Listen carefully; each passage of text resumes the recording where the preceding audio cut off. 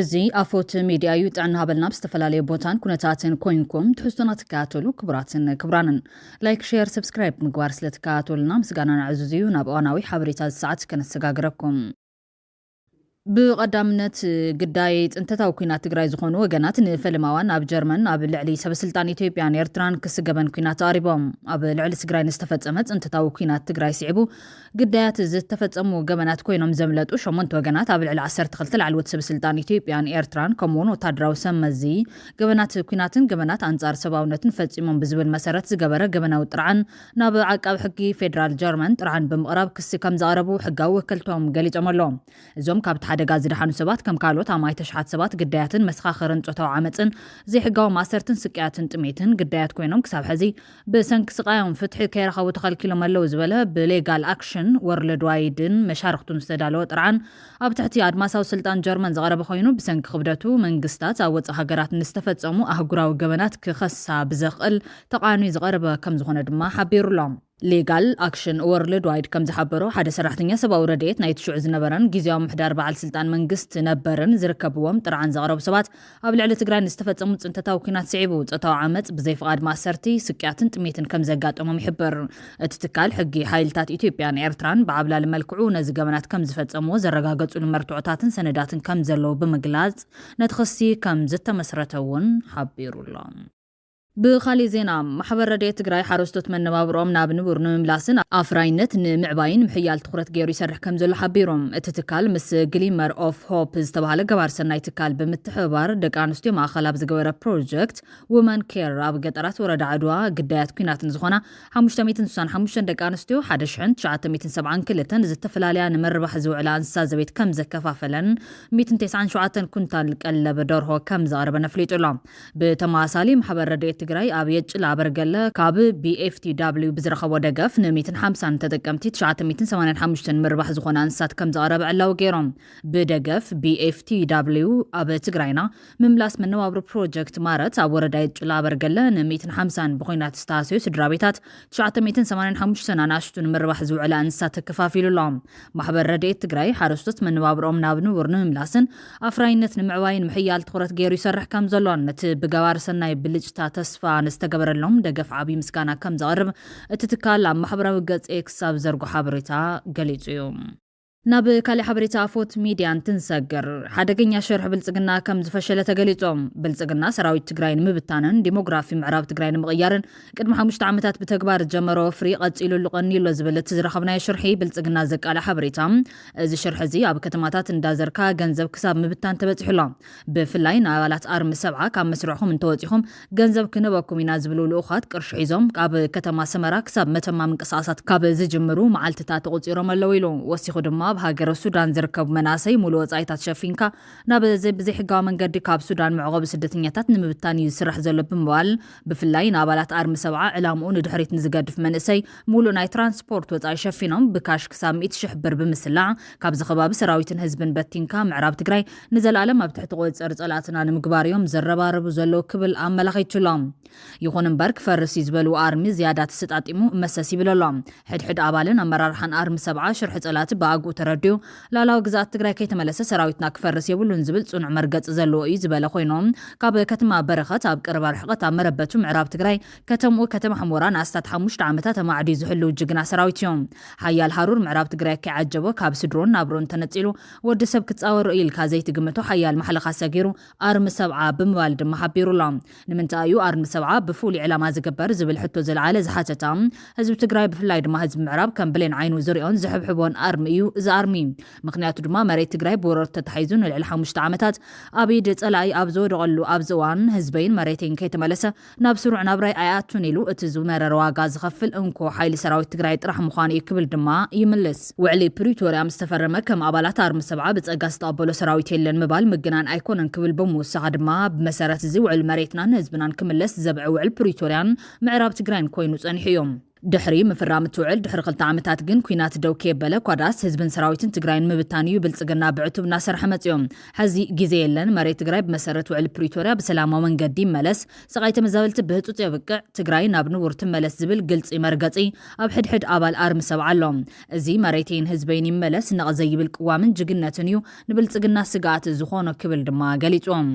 ብወርሒ ነሓሰ 2014 እቋጽራ ግእዝ ዳንኤል ክብረት ድሓን ገይሩ ምስተደሰኦም ሸረሪናስ ደህናናት ኢሉ ጽሒፎም ኣብትዋን ዝተሓፈሰ መስተንክራዊ ዓወት ኣባላት ኣርሚ 74 ኪሎን ብኣግባቡ እዮም ዝፈልጥዎም ወርሒ ነሓሰ 2014 ብእዋኑ ዝመጽእ መስተንክራዊ ቅያት ተኸቲቦም ፒፒ ነዛ ኣርሚ ንምፍራስ ካብ ዘረባረበሎም ምክንያታት እቲ ካልኣይ ብሓዊ ተፈቲኑ ጅግነቱ ዘመስከረ ጽኑዕ ኣርሚ ብምዃኑ ዝብል እቲ ሓበሬታ ወሲኾም ብዝኾነ ዛጊድ ዜሮ ኣፈጻጽማ እዮም መዝጊቦም ዕላምኡ ብገንዘብ ዘይልወጥ ካብ ህዝባዊ ልኽትኡ ነቕ ዘይብል ሓየት ሰራዊት ኣሕፊሩ ይሰኒዎም ሰራዊትን ህዝብን ንምብታን መሬት ትግራይ ንምሻጥ ካብ ኣዲስ ኣበባ ክሳብ መቐለ ካብ መተማ ክሳብ ሰመራ ዝተዘርግሐ ኔትወርክ ሃደሽደሽ ይብል ኣሎ ሰራዊት ትግራይ ንጥቕሚ እንተይኮነስ ንህዝቢ ዝወፀ ጅግና ሰራዊት ይብል እቲ ሓበሬታ ወሲኹ ድማ ተዘክሮ ገድልታት እቲ ኣርሚ እንትገልጹ ከምዚ ሎም ዕለት 12 መጋቢት 2014 ዓ.ም ሰራዊት ትግራይ ምስ ገዚፍ ሰራዊት ፒፒ ሓይልታት ፋኖ ፍሉይ ሓይሊ ኣምሓራን ሰራዊት ሻዕብያን ኣብ ግንባር ሸረሪና ሓያል ግጥም ዝተኻየደሉ ዕለትን ብዙሓት ኣጽዋር ጽላይ ናብ ሓመድ ዝተቐየረሉን ዝተማረኸሉን እዮም ኣርሚ ሰብዓ ኣብ ሸረሪና ንናይ ልፍንቲ ወረርቲ ሓይልታት ደጋጊሙ መኪቶም ሸረሪና ብናይ ወረርቲ ታንክን መዳፍዕን ዘይተነደለት ጸኒዓ ዘጽንዐት መዋፈሪ ኣርሚ ሰብዓ እያ ኣርሚ ሰብዓ ህልውንኡ ካብ ምርግጋጽ ሓሊፉ ኣብ ዝተፈላለየ እዋን ንልዕሊ 12 ናይ ልፍንቲ ወረርቲ ክፍለ ሰራዊታት ካብ ጥቕሚ ወጻእ ዝገበረ ኣርሚ እዮም ጸላእ ህልውና ኣርሚ ሰብዓ ከቃብጾ ዘካየዶ ተደጋጋሚ ፈተነ ገዚፍ ሓይሊ ሰብን ኣጽዋርን ከሲሮም ድፋዕ ኣርሚ ሰብዓ ክሰብር ከም ዘይካለ ኣረጋጊጹ እዩ ንድሕሪት ተመሊሶም ኣርሚ ሰብዓ ዘይቁርጠም እምኒ ዓረ ምዃኑ ፈተውትን ጸላቱን መስኪረሙሉ ዝሓደሩ ጉዳዮም ካብቶም ቁልፍ ተልእኾ ኣርሚ ሰብዓ ሓደ ተሰዲዱ ዝመጽእ ህዝብና ሃልዋቱን ድሕነቱን ምርግጋጽ ስለ ዝኾነም ኣብ ልዕሊ ስዱድ ህዝብና ይኹን ኣብ ከተማታት ሱዳን ዝነብር ህዝብና አንጸላልዩ ዝነበረ ናይ ጥፍኣት ሓደጋ ክቕንጠጥን ድሕነቱ ውሕስ ክኸውንን መስዋዕቲ ከፊሉ እዮም ልኡኹን ጥንካረን ኣርሚ ሰብዓ ዝተረድኦም ናይ ልፍንቲ ሓይልታት ካብ ፈለማ ጀሚሮም እንተኾይኑሎም ህልውና ኣርሚ ሰብዓ ክቃበጽ እንተዘይኮይኑሎም ኣብዚ እቶ ዝበሃል ዓቕሚ ከይህልዎ ዘይፈንቀልዎ እምንን ዘይከድዎ ርሕቐትን የብሎምን ኩሉ ዝከኣሎም ፈቲኖም ሕዚ እውን ይፍትኑሎም ብፍላይ ልክዕ ከምዛሎም ዕለት 12 መጋቢት 2014 ዓ.ም ወረርቲ ሓይልታት ዘሎን ዘየለን ሰራዊት ከበድቲ ኣጽዋር ኣኪቦም ሰራዊትና ንምድምሳስ ሓያል ግጥም ዘካየድሉ እንትኸውን እምኒ ዓረ ዝኾነ ሓየት ሰራዊት ትግራይ ኣርሚ ሰብዓ ወይ ከፈትኽ ብምባል ጸኒዑ ተዋጊኦም ወዮ ጸላትና ዝሓሰብዎን ከይሰመረ ንባዕሎም ናብ ኣውያት ኣትዮም ዓወታት ቀጺሉ ኣውያት ጸላት በዚሑ ኣታ ርዱን እናበሉ ሰራዊቶም መብሊዖም ሬሶኦም ከይልዓልዎም እግሬ ውፅኒ ህድማ ኮይነ ከይተሓሰበ እዚ ዘይበሃል ዕጥቅታት ክላሽናት ብሬን ሲናይፈርን ራድዮ ርክብን ምስ ሰራዊቶም ተማሪኾም ኣብቲ ዕለት ሓንቲ ታንክ ትቃጸል ኣዛዝ ሰራዊት ፒፒ እውን ዝተማረኸሉ ዕለት እዩ ነይሮም ወረርቲ ሓይልታት ሽዑ ሰራዊት ትግራይ ሚሳኤል ኣለዎም ተባሂሉ ሳተላይት ቀረጻ ገይሮም ድሮን ንምድብዳብ ተሓሲቡ ነይሩ ግን ሳላ ሱዳን ብራዳርን ሳተላይትን ተቋፂራቶ ጸላትና ከይሰመረሎም ቀሪዩ ናይ ዓቕሊ ጽበት ሽዑ እዚ ዘይበሃል ከበድቲ ቁምላታት ናብ ከተማታት ሱዳን ኣዝኒቡ ሓምቢላይትን ዛህናን ኣብ ልዕሊ እንስሳን ክልተ ሰብ ሱዳን ጉድኣት ኣብፂሖም ሸረሪና ኣብ ምዕራብ ትግራይ ትርከብ ሉዓላዊ ግዛት ትግራይ ኮይና ዶብ ትግራይን ሱዳንን ዘዋሰነት ቆልፊ መማዘኒት ቦታ እዮም ኣርሚ ሰብዓ ኣብ ሸረሪና ተዓሊሞም ኣብ ሸረሪና ተሰጣጢሙ ኣብ ሸረሪና ዓንቲሮም ካብ ብዙሓት ቅያታት ኣርሚ ሰብዓ ከምዛሎም ዕለት ዝተፈጸመ ጅግነት ሰራዊት ትግራይ ሓደ ክብል ድማ ይገልጽ ተሓበሬታ እዚ ከምዚሉን ከሎ ግና ልምሰት ስትራቴጂካዊ መሪሕነት ሕወሓት ንህዝቢ ትግራይ ደጋጊሙ ዋጋ ይኽፍሎ ከም ዘለዮም ተዓዘብቲ ዝገልጹ ውድብ ሕወሓት ዳርጋ መላ ህዝቢ ትግራይ ዝተቃለሰሉ ውድብ ዝብል ኣብዚ ጉዳይ ጥርሚቱ ትዕዝብቲ ዘካፈለ መምህር ተመስገን ካሕሳይ ውድብ ሕወሓት ታሪኻዊ ውድብ ኮይኑ መቐጸልታ ተቐዳማዊ ወያነ ቃልሲ ህዝቢ ትግራይ ቀጺሉ ዝመጸ መሰረቱ ካልኣይ ወያነን ተሓሕትን እዮም እዚ ውድብ እዚ ነቲ ከም ሕብረተሰብ ብስርዓታት ኢትዮጵያ ካብ ሃፀይ ሚኒሊክን ፋሽስታዊ ስርዓት ጣልያን ተበታቲኑ ዝተዋረደን ዝተገለለን ክብሩ ንምምላስ ረዚን ዋጋ ዝኸፈለ ውድብ እዮም እዚ ህዝባዊ ውድብ እዚ ኣብ ጉዕዞ ቃልሱ ከም ኩሎም ቃልስታት ኣፍሪካ ብፍላይ ድማ ከም ቃልሲ ህዝቢ ኤርትራ ብዙሕ ልኽላኻት እንተጋጥሞም ኣብ ዝዋን እዚ እውን እንትኾነ ዝነበሩ ኣፈላላይ ብሓይሊ ብረትን ቅንፀላን ዘይኮነም ብናይ ኣብዝሓ ውሳነን ኣውራ ድማ ብዲሞክራሲያዊ ውሳነን እናወሰነ ዝመፀ ጽቡቕ መሰረት ዓርሰ ነፃነት ተላቢሱ ዝኣተወ ውድብ ክብል ይገልጾም ኣስዒቡ ድማ ብዙሕ ግዜ ንዝኾነ ይኹን ውዳበ ህዝቢ ፖለቲካዊ ርእይቶ ዓለምን ፖለቲካዊ ዕላማታትን ስለ ዘማዝንዎም ነቶም ህዝቢ ተወዲቡ ተቓሊሱ ዝኸፈሎም ከቢድ ዋጋን ዝሓለፎም መረርቲ ጉዕዞታትን ዝውስን እዮም ስለዚህ ሕማቅ ኣጋጣሚ ኮይኑ ፖለቲካዊ ኩነታት ኣብ ዝበላሸወሉ ኩነታት ኩሎም እቶም ዝተኸፈሉ ረዘንቲ ዋጋታት ኣብ ምልክት ሕቶ ይኣቱ ዝብል እቲ መምህር ኣብዚ ነቲ ፖለቲካ ዝመርሑ መሪሕነት ዓብዪ ግደን ሓላፍነትን ኣለዎም ስለዚ ኩሉ ግዜ ህዝባዊ ቃልስን ወይ ድማ ውድብን መሪሕነትን ፈላሊና ክንሪኦም ዝግበአና ልክዕዩ መሪሕነትን ህዝብን ከም ማይን ፀባን እኳ እንተዘይኮኑ እግርን ከበሮን ጌርካ ምርኣይ ኣይከኣለን ምክንያቱ መሪሕነት ህዝባዊ ቃልሲ ጌጋታት ኣብ ዝፍፅመሉ እዋን ንህዝባዊ ቀጥታዊ ሓደጋ ስለ ዘህልዎ ነዚ ደው ዘብል ብሕጊ ዝቆመ ኣካል ስለ ዘድሊ እዚ ኣካል እዚ ድማ ትካላት ዝበሃል ብምባል ትዕዝብቱ ዘካፍል ዝበዝሕ እዋን መሪሕነት ህዝባዊ ቃልሲ ነዞም ትካላት እዚኣቶም ነፃ ኮይኖም ተፀዋዕነቶም ነቲ ተወዲቡ ዝቃለስ ዘሎ ህዝባዊ ሓይሊ ክኾን ዘየፍቅድ ንኩሉ ገቢቱ ስለዝሕዝ ድማ ህዝቢ ረዚን ዋጋ ዝኸፍል እምበር ንመሰሉ ክጣበቕ ኣይኽእል እንድሕር ምባል እቲ መሪሕነት ንህዝቢ ብቐላሉ ዝቆፃፀረሉ ሜላ ድማ ቁጠብኡ ምቁፃር እዮም እቲ ካልኣይ ድማ ናይ ፀጥታን ሓይልን ሜላ እዩ ንህዝቢ ብኸብዱን ናብሩን ከምኡውን ብፀጥታ መሓዝ ድማ ብቐሊሉ ነቲ ዋጋ ከፊሉ ዘምፅኦ ለውጢ ብቐሊሉ ተመላኺ ይገብሮ ክብል ገሊጹሎ ኣብ ህዝባዊ ወያነ ሓርነት ትግራይ ኣቀራርፃን ኣከያይዳን ድማ ዝተፈለየ ነገር ክኸውን ኣይከኣለን እቲ መሪሕነትን እቲ ህዝብን ፈሊኻ ምርኣይ ግድን እዩ ዝኸውን ዝበዝሕ እዋን ግን ነቶም ነዚ ዘማእዝኑ ካድረታትን ሚድያታትን ጎስጓሳትን ነቶም ዝፍጠሩ ፀገማት ኣብ ምፍታሕ ነቶም ብመሪሕነት ዝተፈጠሩ ፀገማት ምስ ህዝቢ ከም ዝልሕም ብምግባር ዝኾነ ይኹን ይምልከተን እዩ ዝብል ኣካል ነቲ ፀገም ዝፈጠረ መሪሕነት ክወቅስ ክነቅስ ምስ ዝጅምር ኣንጻር ቃልሲ ኣንጻር መስዋእቲ ኣንጻር ህዝቢ ጌርካ ምቕራብ ሓደገኛ መድሓኒት እዮም ስለዚ ወትሩ ነቲ ስትራቴጂካዊ ውድቀት ዘርኣየና ሓደረ እውን መመሊሱን ኣብ ሓደጋ ዘምርሕ ዘሎ መሪሕነት ህወሓት ምውቃስ ምቅላስ ኣንጻር ህላው ህዝቢ ትግራይ ጌርካ ምቕራብ መሰረት ኩሉ ውድቀት ኮይኑሎ ክብል ምልከቱ ዘካፍል እቲ መምህር እዚ ትማልን ሎምን ኣብ ህዝቢ ትግራይ ዝወረደ ዘርኢ ምጽናትን እዝሎም ተፈጢሩ ዘሎ ምምዝባልን ቅልውላው ቁጠባን ስደትን ጸላት ትግራይ ኣብ ውሽጢ ናብ ደገን 10 ዓመታት ካብ ሚኒሊክን ጣልያንን ዝጠንሰስዎ ጽልዮም ነዚ ናይ ጽልኢ ጥንሲ ኣብ መሬት ትግራይ ከም ዝሕረስ ዝገበረ እንኩ ዕድል ዝፈጠረ ግና ውድቃት ፖለቲካዊ መሪሕነት ትግራይ እዩ ሎሚ ዝኸይድ ዘሎ ፍርቂ መሬት ትግራይ ተቆሪሱ ተመዛበልቲ ኣብ ጉልጎል ተደርብዮም ውዕል ሰላም ብዝብል ጉልባብ ስምምዕ ፕሪቶርያ መፍትሒ ከየምፅእ ስሩሕን ዕማሙን ዘንጊዑ ኣብ ኢድ ጸላቱ ክወድቕ ዝገብር ዘሎ ሕዚ እውን እቲ መሪሕነት ዝገብሮም ዘሎ ሕድሕድ ፖለቲካዊ ምንቋት እዮም እቲ ዝሕዝን ተናቆይቱ መትከል ሒዙ ኣማራፂ ሓይሊ ወይ ዝተፈለየ ሓሳብ እውን የብሎን እዚ ኩሉ ተራጊሑ ናይ ህዝቢ ናይ መኸት ሓይሊ ኣዳኺሙ ንብዙሓት ወናማ ተቓለስቲ ተስፋ ከም ዝቆርፁ ምስ ገበረ ተመሊሱ ብሽም ዕርቂ ዶ ሽምግልና ብዝብል ፀወታ ሰላም ተባሂሉ ሕብስቲ ክቆርስ እዮም እቲ መሪሕነት ውድቀቱ ክሳብ ክንዲ ዝኢሉሎ መልእኽቱ ዝቐፀለት መምህር ዝኸበርካ ህዝቢ ትግራይ ኣብ ደገን ኣብ ውሽጥን ዘለኻ ኣውራ ድማ ጅግና ሰራዊት ትግራይ ሕዚ እውን ዓቕምኻን ሓይልኻን ጅግነትካን ምሳኻ እዩ ዘሎ ነዚ ሓይሊ እዚ ብዝግባ ወዲብካ ህልውና ሕብረተሰብካ ከተውሕስ ነቲ ፖለቲካዊ መሪሕነትካ ኣስተኻኽሎ ሰባት ብምቅያር ዘይኮነ ሓሳብ ነካይዳን ብምቕያር እመን ልዕሊ ኩሉ ብደቅኻ ተኣማመን ኣብ ሰራዊትካን ህዝብኻን መሰረት ጌርካ ተመዛበልቲ ምምላስ ዘይኮነ ድምፅኻ ክኸውን ዘለዎ ዝተወረረ መሬትካ ምምላስ ክኸውን ኣለዎ መሬትካ ክትመልስ ምስ ነቐልካ እቶም ትኽክለኛታት ጸላትኻ ብግልፂ ኣብ ቅድሚኻ ብክልተ ኣንፈት ሽምጥኻ ዓጥዒቶም ሒዞምኻ ከም ዘለዉ ክትሪኦም ኣለካ እቶም ትማሊ ቀተልትኻ መፅነትኻ ሎሚ እውን ፈተውትኻ መሲሎም ኣብ ሽምጥኻ ዘዛንዩ ዘለዉ ጽባሕ ኣብ ክሳድካ ክድይቡ እዮም ተጠንቃ ንትግራይ ካብ ትግራዋይን ላዕሊ መድሓኒት የብላን እቶም ናይ ትማሊ ጸላትኻ ሎሚ እውን ኣይተለወጡን ዝሓለፈ ሓሊፉሎ ሎሚ ፖለቲካዊ ጌጋታት ክኣርምካ ህዝባዊ ቃልስኻን መኸትኻን ሕየል ንህዝቢ ትግራይ ኣብ ዘይምልከተካ ኩናት እይትቶም ሰላምካን ሓድነትካን ዓቅብ ንፖለቲካዊ መሪሕነት ምቋም ምቅላስ ምስ ህዝብኻ ምቅላስ ኣይኮነን እታ ጸላእትኻ ሎሚ እውን ክትደግማን ከለኻ እትዕርዕሮም ክትብላ ዘይደልኻ ቃል እንተላ ህዝቢ ትግራይ ይስዕር እትብል ሓረግያ ብምባል ትዕዝብቱ ከንቢትሎም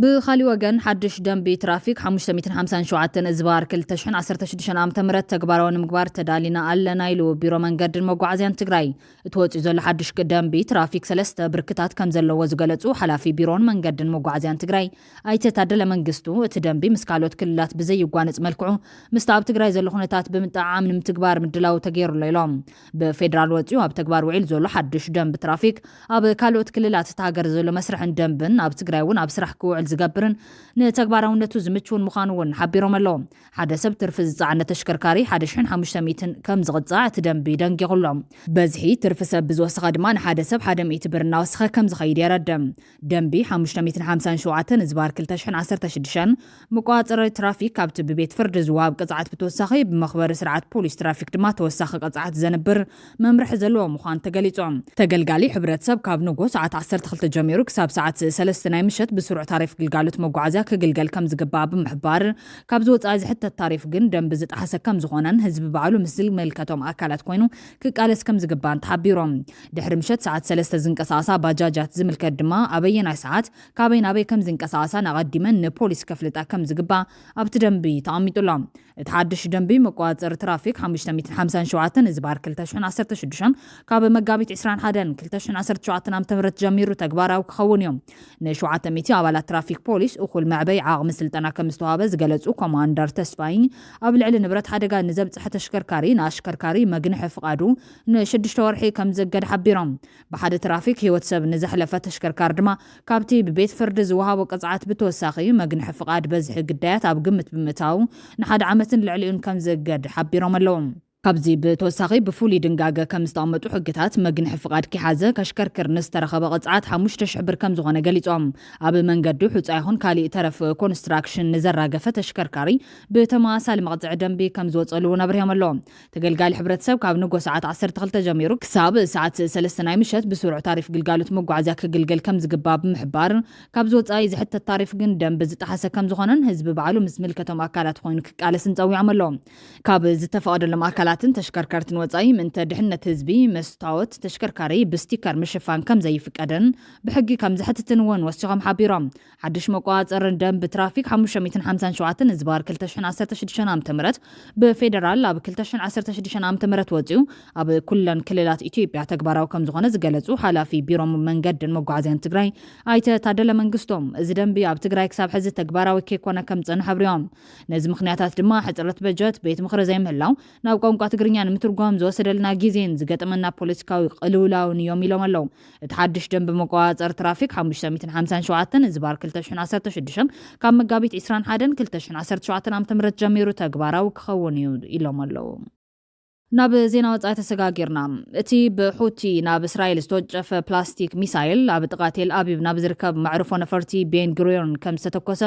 ወሃብ ቃል ወታደራዊ ሓይሊ ሑቲ ኣብ ቴሌቪዥን ቀሪቡ ኣብ ዝሃቦ መግለፂ ሓቢሮም ነዚ መጥቃዕቲ ስዒቡ ኣብ ሓያሎ ከባቢታት እስራኤል ናይ መጠንቀቕታ ድምፂ ሳይረን ከም ዝተሰምዐ ሓይልታት ምክልኻል እስራኤል ክሕብሩ ከለዉ ዛጊድ ብሰንኪት መጥቃዕቲ ዝወረደ መጉዳእቲ ኣይተፈለጠን ዘሎ ካብ የመን ዝተወንጨፈ ሚሳይል ናብ መሬት እስራኤል ቅድሚ ምስጋሩ ብሓይሊ ኣየር እስራኤል በርዒኑ ብመሰረት እቲ ፕሮቶኮል ድማ እዩ ናይ መጠንቀቕታ ድምፂ ዝተሰምዐ ክብል ሰራዊት እስራኤል ኣብ ዘውፅኦ መግለፂ ሓቢሩሎም እዚ ከምዚ ኢሉ እንከሎ እስራኤል ሓያሎ መጥቃዕትታት ኣየር ድሕሪ ምፍፃማ እቲ ኣብ ጋዛ ትገብሮ ስርሒታት ዕብያቶላ ብሓማስ ዝመሓደር ሚኒስትር ጥዕና ውሽጢ 2 መዓልታት ልዕሊ 437 ከም ዝተቐተሉ ሓቢሩሎም እቲ ብሓሙስ ዝተፈፀመ መጥቃዕቲ ኣየር ካብ ካን ዩኒስ ንምብራቅ ንዝርከቡ 6 ኣባይቲ ዕላማ ከም ዝገበረ ወሃብ ቃል እቲ ብሓማስ ዝመሓደር ትካል ሲቪላዊ ምክልኻል ከም ዝገለፀን ብዓሰርታት ዝቁፀሩ ሰባት ከም ዝቆሰሉን ይገልፅ ኣሎ ሓይልታት ምክልኻል እስራኤል ሰራዊት ክሳብ እቲ ንሰሜንን ደቡብን ምድረበዳ ጋዛ ዝከፋፍል መተሓላለፎ ኔት ዛሪም ከም ዝኣተው ገሊጹሎም እዚ ኣብ ልዕሊ ጋዛ ዝተገበረ ዳግማይ መጥቃዕቲ ነቲ ካብ ጥሪ ጀሚሩ ዝፀንሐ ስምምዕ ምቁራፅ ተኽሲ ከም ዘብቅዐ ዘረድዮም ኣቐዲሙ ድማ ሕቡራት ሃገራት ኣብ ዳይር ኣልቫላ ኣብ ዝርከብ ማዓስከሩ ብዘጋጥመ ፍንጀራ ሓደ ካብ ሰራሕተኛታት ዝርከብዎም 2 ሰባት ከም ዝሞቱ ገሊፆም እቲ ንእስራኤል ከም ፀላይቱ ዝረአ ጉጅለ ሁቲ ኣብ ዝሓለፈ መዓልታት ኣሜሪካ ኣብ ሰንዓን ሰሜናዊ ምዕራብ የመንን ብዝገበረቶ ደብዳብ ኣብ ልዕሊ እስራኤል ሕነ ከም ዝፈዲ ፈኪሩ ነይሩ እዮም እቲ ብኢራን ዝድገፍ ዕጡቕ ጉጅለ ንሰንዓን ሰሜናዊ ምዕራብ የመንን ተቋፂሩ እኳ እንተሎ ዓለማዊ ኣፍልጦ ዘለዎ መንግስቲ ሃገር ግን ኣይኮነን ጉጅለ ሁቲ ኣብ መንጎ እስራኤልን ሃማስን ኣብ ዝካየድ ዘሎ ኩናት ኣብ ጎኒ ፍልስጤማውያን ደው ብምባል መስዋዕቲ ይኸፍል ከም ዘሎ ዝገልጽ ፕረዚደንት ኣሜሪካ ዶናልድ ትራምፕ ሁቲ ኣብ ኣህጉራ መስመራት መራኸቢ መጥቃዕትን ተቐፂሉ ዘስካሕክሕ ሳዕቤን ከም ዘጋጠሙ ኣጠንቂቑ እዮም ፔንታጎን ትራምፕ ናብ ዋይት ሃውስ ካብ ዝምለስ ንድሓር ኣብቲ ማእኸላይ ምብራቕ ዘካየዶ ዝዓበየ ወታደራዊ ስርሒት ካብ ቀዳም ጀሚሩ ኣብ የመን 30 ዕላማታት ከም ዝወቕዓ ገሊፆም እዚ ጉጅለ ሁቲ ኣሜሪካ ኣብ ልዕሊ የመን ዘካየደቱ ሓያል መጥቃዕቲ ስዒቡ ፈለማት ማልሰንበት ኣብ ቀይሕ ባሕሪ መርከብ ዩኤስኤስ ሃሪ ኤስ ቱሩማን ከጥቅዕ ፈቲኑ ነይሩ እዩ ክብራትን ክብራንን ካብ ኣፎት ሚድያ ዝተዳለወ ትሕዝቶ ሰዓት ኣቕሪብና ዛዚምና ላይክ ሼር ሰብስክራይብ ምግባር ቤተሰብ ኣፎት ኩኑ ሰናይ ግዜ ንምና